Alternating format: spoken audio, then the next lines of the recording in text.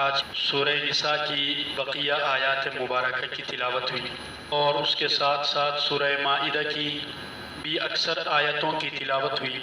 ان آیات مبارکہ میں اللہ تعالی نے بڑے قیمتی احکامات صادر فرمائے ہیں۔ سورہ نساء عربی زبان میں عورتوں کو کہتے ہیں۔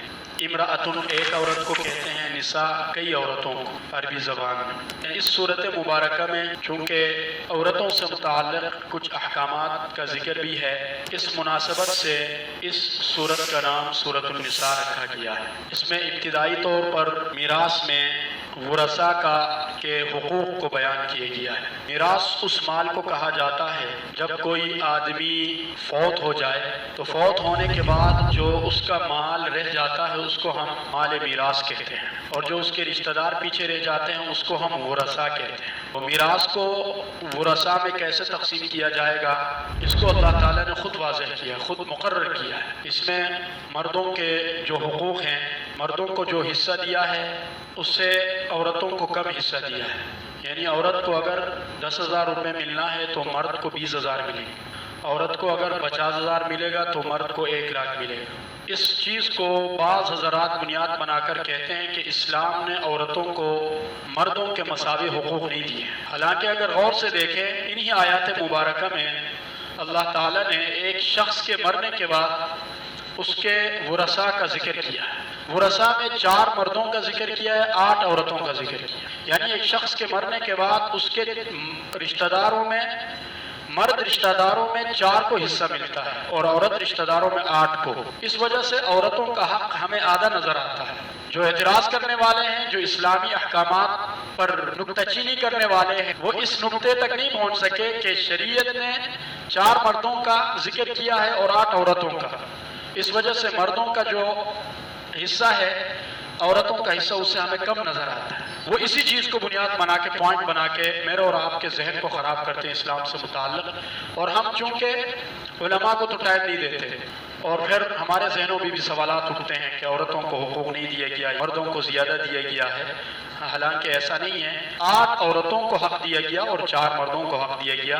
اس اعتبار سے تو مردوں کو کم رکھا گیا، عورتوں کو زیادہ، لیکن دوسری طرف عورتوں کا حق کم رکھا گیا، مردوں کا حق زیادہ رکھا گیا تاکہ حساب برابر رہے۔ اللہ تعالیٰ نے ایک حقیقت یہاں بیان کی ہے کہ ہم جو توبہ کا تصور رکھتے ہیں اپنے دین کے اندر، توبہ خیال ہے، ایک تصور ہے ہمارا، جس کا مطلب یہ ہوتا ہے کہ اگر آدمی کوئی غلط کرے اللہ تعالیٰ کے حقوق میں یا انسانوں کے، مخلوق کے حقوق میں کم بیشی کرے تو اس پر نادم ہو کر اگر اللہ کے سامنے جائے، اللہ سے معافی مانگے تو اللہ معاف کرتے ہیں۔ اور یہ حقیقت ہے، قرآن میں بھی اس کو بیان کیا گیا ہے اور اس کی دعوت دی گئی ہے قرآن میں۔ انفرادی توبہ کی، اجتماعی توبہ کی دعوت دی گئی ہے کہ انسان کوئی غلطی کرے تو پھر اللہ کے سامنے آ جائے۔ اللہ تعالیٰ نے ایسے لوگوں کی تعریف کی ہے کہ جو لوگ غلط کرتے ہیں، والذین اذا فعلوا فاحشة او ظلموا انفسهم ذکروا اللہ، غلط کرنے کے بعد فوراً اللہ کو یاد کرتے ہیں۔ ان سے غلطیاں ہو جاتی ہیں، گناہ ہو جاتے ہیں، لیکن وہ فوراً اللہ کو یاد کرتے ہیں اور اللہ سے گڑ گڑا کے اپنے غلطی پر معافی مانگتے ہیں۔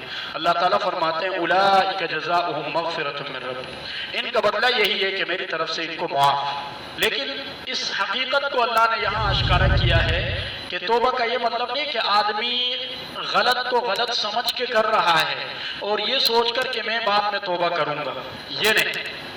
اللہ تعالیٰ فرماتے ہیں ایسے شخص کو معاف نہیں کروں جو لا علمی میں کرے غلط اور پھر اس کو پتہ چلنے پر کہ میں نے غلط کیا ہے، میں نے گناہ کیا ہے، توبہ کرے تو اس کا توبہ قبول ہوتا ہے۔ انما التوبۃ علی اللہ للذین یعملون السوء بجہالۃ، جو جہالت میں، لا علمی میں غلط کرتے ہیں ان کی توبہ قبول ہوتی ہے۔ اور وَلَيْسَتِ التَّوْبَةُ لِلَّذِينَ يَعْمَلُونَ السَّيِّئَاتِ، ایسے لوگوں کی توبہ قبول نہیں ہوتی جو گناہ پر گناہ کرتے جاتے ہیں، حَتَّى إِذَا حَضَرَ أَحَدَهُمُ الْمَوْتُ، جب موت کے آثار نظر آتے ہیں تب جا کے کہتے ہیں انی تبت الآن، اب میں توبہ کرتا ہوں۔ ایسا توبہ قبول نہیں ہوتا۔ اللہ تعالیٰ نے یہاں پر عورتوں کے ساتھ اچھا سلوک کرنے کا ہمیں حکم دیا ہے۔ وَعَاشِرُوهُنَّ بِالْمَعْرُوفِ، اپنی عورتوں کے ساتھ اچھا سلوک کرو۔ مسلم شریف میں حدیث ہے، نبی کریم صلی اللہ علیہ وسلم فرماتے ہیں دیکھو ان عورتوں کو جو تمہاری بیویاں ہیں، ان کو تم نے اللہ کی امانت کے طور پر حاصل کیا، اللہ کے نام پہ خطبہ پڑھا جاتا ہے باقاعدہ، نکاح پڑھایا جاتا ہے، اللہ کے نام پہ تم نے ان کو حاصل کیا، یہ تمہارے غلام نہیں ہے، نوکر نہیں ہے یہ تمہارے کہ تم جس طرح چاہو رکھو، نہیں، یہ اللہ کی بندیاں ہیں، اللہ کے نام پہ تم نے امانت کے طور پر ان کو حاصل کیا ہے، لہذا ان کا خیال رکھو۔ ان کے حقوق ہیں عورتوں کے، وہ بیوی ہے یا ماں ہے یا بیٹی ہے یا بہن ہے۔ ایک عورت کو 4 حیثیتیں دی ہیں شریعت نے، ماں، بیٹی، بیوی، بہن، چاروں کے حقوق بیان کیے ہیں، ان حقوق کو پورا کرنا مردوں کے اوپر لازم ہے۔ نبی کریم صلی اللہ علیہ وسلم فرماتے ہیں کہ عورت پسلی کی ہڈی سے بنائی گئی ہے۔ حضرت آدم علیہ السلام کو اللہ تعالیٰ نے پیدا فرمایا، پھر ان کی پسلی سے عورت کی پیدائش ہوئی، حوا علیہ السلام کی۔ تو پسلی کی ہڈی ٹیڑھی رہتی ہے، اگر ہم اس کو سیدھا کرنے کی کوشش کریں گے تو یہ ٹوٹ جائے گی یہ ہڈی، یہ پھر ہمارا کام نہیں آئے گی۔ آپ صلی اللہ علیہ وسلم بھی فرماتے ہیں کہ اس عورت کو اگر سیدھا رکھنے کی کوشش کرو گے گھر میں تو ٹوٹ جائے گا، اور اس کا ٹوٹنا یہ ہے کہ طلاق کی نوبت آئے گی۔ بعض لوگ سمجھتے ہیں کہ بھائی ہماری عورت بالکل سیدھی رہنی چاہیے، ان سے کوئی غلطی نہ ہو، کوئی بے ادبی نہ ہو، کسی قسم کی کوئی وہ نہ ہو، تو پھر کیا ہوتا ہے آگے جا کے طلاق تک نوبت آتی ہے۔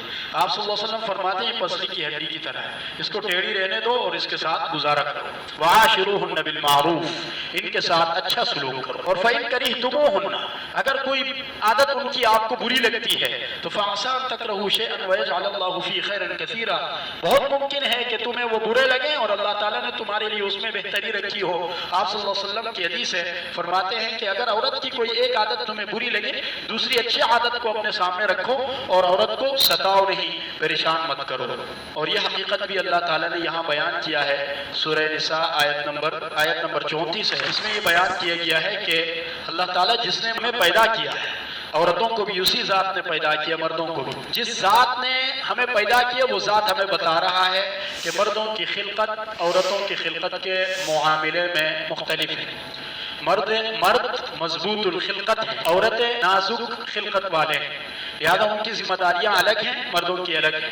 الرجال قوامون علی النساء، مردوں کو ذمہ داریوں کے حوالے سے عورتوں کا سربراہ بنایا گیا، لہذا اگر کوئی یہ خیال رکھتا ہے کہ عورت اور مرد کی ذمہ داریاں ایک جیسی ہونی چاہیے تو وہ فطرت سے ہٹ کے خیال رکھ رہا ہے۔ ایک کمپنی ایک چیز بناتی ہے، یہ چیز ایک کمپنی نے بنائی، اس جیسی ایک اور چیز بنائی، دونوں کے استعمال کے طریقے بتاتا ہے، اس کو یوں استعمال کرے، اس کو یوں استعمال کرے۔ اب ہم یہ سوچ کر کہ بھائی کمپنی کو چھوڑ دو، وہ کیا بولتا رہے گا، ہم اپنی مرضی سے استعمال کریں گے تو ہم نقصان پہنچائیں گے ان چیزوں کو بھی اور خود کو بھی۔ تو جس ذات نے ہمیں پیدا کیا وہ بتا رہا ہے کہ مرد ذمہ داریوں کے حوالے سے سربراہ ہیں، عورت ان سے کم درجے کے ہیں ذمہ داریوں کے حوالے سے۔ مردوں کی ذمہ داریاں الگ ہوں گی، عورتوں کی ذمہ داریاں الگ ہوں گی۔ اب اگر کوئی یہ سمجھتا ہے کہ نہیں دونوں کی ذمہ داریاں برابر ہونی چاہیے، جہاں مرد ہے وہاں عورت بھی آئے، اور جو ذمہ داریاں مرد کو دی جا رہی ہیں وہ عورتوں کو بھی دے دی جائیں، تو یہ عورتوں کو بھی نقصان پہنچائیں گے اور اپنے معاشرے کو بھی اور اپنی ذات کو بھی نقصان پہنچائیں گے۔ اللہ تعالی ہمیں قرآن کو سمجھ کر اس پر عمل کی توفیق عطا فرمائے۔